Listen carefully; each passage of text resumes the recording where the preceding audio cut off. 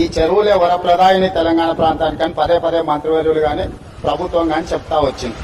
అయితే ప్రధానంగా సినిమా హీరోలు అంటే ప్రజలకు ఆదర్శంగా ఉండేవాళ్ళు, మంచిని ప్రజలకు బోధించేవాళ్ళు. వాళ్ళని ఆదర్శంగా సమాజం తీసుకుంటుంది. హైటెక్ సిటీ ఎదురుగా గురుకుల్ భూములలో ఎన్ కన్వెన్షన్ అనే ఫంక్షన్ హాల్ ఏదైతే ఉందో అక్కడ ఉన్న చెరువులో సగానికి అడ్డంగా గోడ కట్టి కొన్ని ఎకరాలు ఆక్రమించుకొని ఫంక్షన్ హాల్ నిర్వహిస్తున్నారు. పదే పదే ప్రభుత్వం దృష్టికి వచ్చింది. టీవీ ఛానళ్లలో పేపర్లలో చూపించారు. అక్కినేని నాగార్జున గారు కూడా దాని మీద స్పందించారు. ఈనాటి వరకు ఆ ఆక్రమణలు తొలగించలేదు. ఎందుకు అక్కినేని నాగార్జున గారు ఆక్రమించుకున్న చెరువుల ఆక్రమణలు తొలగించలేదు? ఎందుకు చర్యలు తీసుకోలేదు? ఏ శక్తులు అడ్డం పడుతున్నాయి?